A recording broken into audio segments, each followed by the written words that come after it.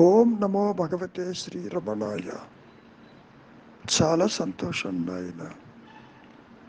ఎందరెందరో మహర్షుల వారిని దర్శించటానికి వచ్చిన వారు వివిధ రకాలైనటువంటి ప్రశ్నలు వాళ్ళ మానసిక స్థితిని బట్టి వేస్తూ ఉంటారు.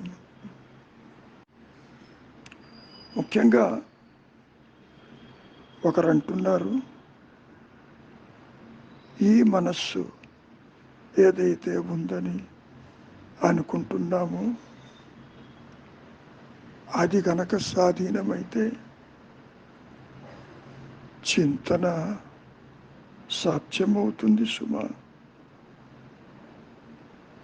ఆ చింతన వల్లనే మనస్సు స్వాధీనమవుతుంది.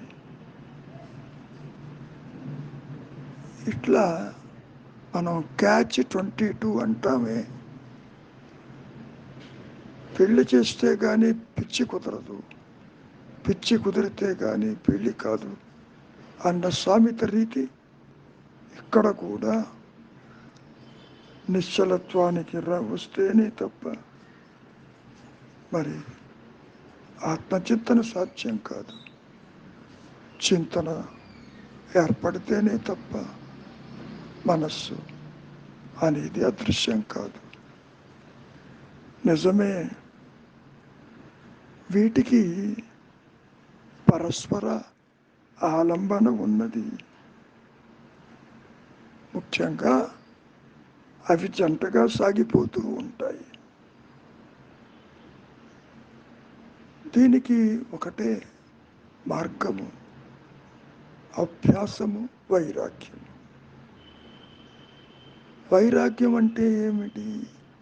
ఇహపరభోగేషు ఇచ్ఛారాహిత్య విరాగ. దేనిని గురించి కోరిక లేకపోవటం, ఇహాన్ని గురించి పరాన్ని గురించి నిలిచి ఉన్న స్థితే వైరాగ్యం. ఆ స్థితిని వదలకుండా నిలిచి ఉండుటే అభ్యాసం. అప్పుడు మనస్సును బయటికి పోనివ్వకుండా ఆపేది తీవ్ర వైరాగ్యమే కదా. నీవు ఇంద్రియాల వెంట పరిగెడుతున్నావు, ఇంద్రియ సుఖాల కోసం అరులు చేస్తున్నావు. ఇది అనుభవిద్దామను, అది చూద్దామను, ఇది తిందామను, ఇది కావాలను, ఇది పోగొట్టుకోవాలను అనుకుంటూ తిరుగుతున్నావుగా. ఇక్కడ నిగ్రహానికి, చింతనకు ఎప్పుడూ పోరు ఉంటూనే ఉంటుంది. ఆ పోరు నిరంతరం సాగుతూనే ఉంటుంది. చివరికి చింతనకే విజయం లభిస్తుంది సుమా. నీవు అనుగ్రహం ఉంటే చేస్తాను అని అంటున్నావు. ఆ అనుగ్రహం ఏదో కాదు, ఎప్పుడూ ఉన్నది. నేను ఉన్నాను అన్న నీ సహజత్వము, నీ ఆత్మస్వరూపము మరి కొత్తగా ఏమొస్తుంది? ఆ గురువు యొక్క అనుగ్రహం లేక నీకు మరి వైరాగ్యము కలుగుతుంది కదా. నీకు వైరాగ్యము కలుగుతున్నది అంటే ఆత్మానుగ్రహమే, గురువనుగ్రహమే, దైవానుగ్రహమే. ఈ మూడు ఆత్మే కదా. మరి సత్యము బోధయుక్తము కాదు. మనం ఎన్నోసార్లు చెప్పుకున్నాం అది అనుభవయోగ్యమని. ఆ అనుభవము ఆత్మకేనని. కనుక ముఖ్యంగా నీవు ఎంత ప్రయత్నము చేసినా మాయలోనే. ఒక రకంగా చెప్పుకోవాలి అంటే నీ ప్రయత్నమే, నీ ఆలోచనే నీ స్వరూపానికి అడ్డు వస్తుంది నాయన.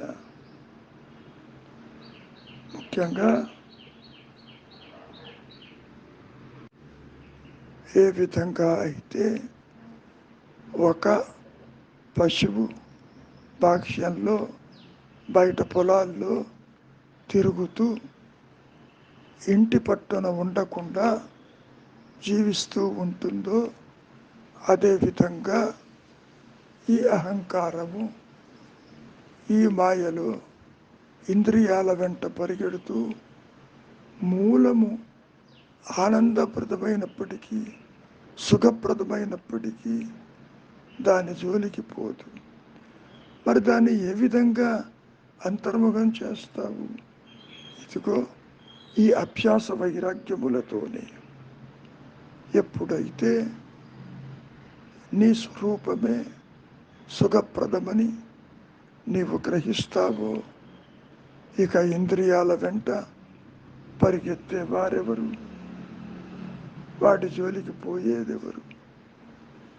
పశువుకి పచ్చగడ్డి తన ఇంట్లోనే దొరుకుతూ ఉంటే పొలాలకు వెళ్ళి ఇక్కడ గడ్డి తినవలసిన అవసరం లేదు కదా. అటు మనస్సుకి ఇటు పశువు యొక్క మానసిక స్థితి రెండూ ఒకటే సుమా.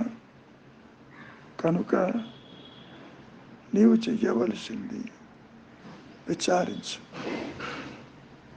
నీవు దేహమేమో చూడు, దేహివి. దేహము కలిగినంత మాత్రాన అది నీవెలా అవుతావు? గతంలో మనం చెప్పుకున్నట్టు ఆదిశంకరులు కూడా ఈ విషయాన్ని ప్రస్తావిస్తూ, నాది అని నీవు అంటున్నావు అంటే అది నీకు అన్యంగా ఉన్నట్టే కదా, అది నీవు కాదు కదా. నా సంసారం కావచ్చు, నా ఇల్లు కావచ్చు, నా మిత్రులు కావచ్చు, నాది అనేది ఎన్నటికీ నీవు కాచాలవు. కనుక నీకు తెలియకుండానే నీవు ఈ ప్రాపంచిక బంధాల నుంచి దూరంగా ఉన్నావు సుమా. అయినప్పటికీ ధ్యానం అవసరం అంటావు. ఒక విషయం గుర్తుపెట్టుకో, ధ్యానం అంటే ఏమిటి? అది మనకు కల్పితం కాక ఇంకేమైనా ఉంటుందా? నీవేమనుకుంటున్నావు? మనస్సులో దేనినో ధ్యానిస్తే అది నష్టమవుతుందని. నీ స్వరూపమే అజపం చేస్తూ ఉన్నది. నేను ఉన్నాను అన్నటువంటి స్థితి ఉన్నది కదా.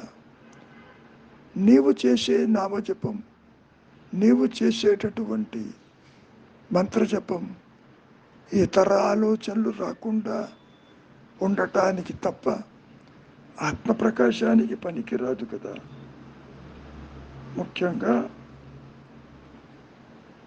నీవు మౌనానికి వస్తున్న కొద్దీ, నిశ్చలతకి వస్తున్న కొద్దీ నీ మనస్సులో గుణరహితమై, బంధరహితమై, ద్వంద్వరహితమై, సత్యమై, శుద్ధమై, శుద్ధ సత్వమై ఉన్నానన్న ఎరుక క్రమంగా నీకే అర్థమవుతుంది.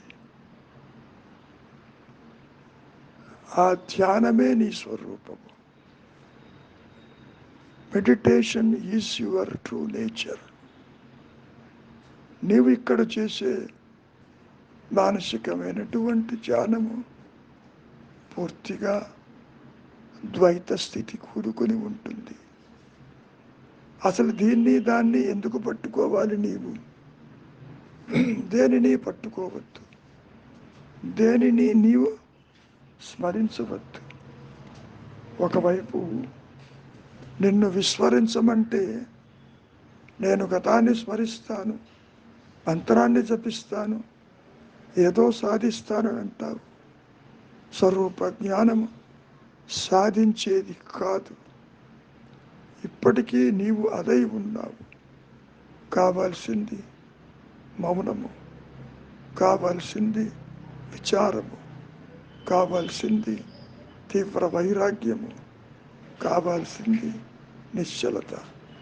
నిశ్చలమైన మనస్సే ఆత్మగా ప్రకాశిస్తున్న సంగతి ఆత్మగా నీకే తెలుస్తుంది. మంచిది. మౌనమే నీ సహజత్వం.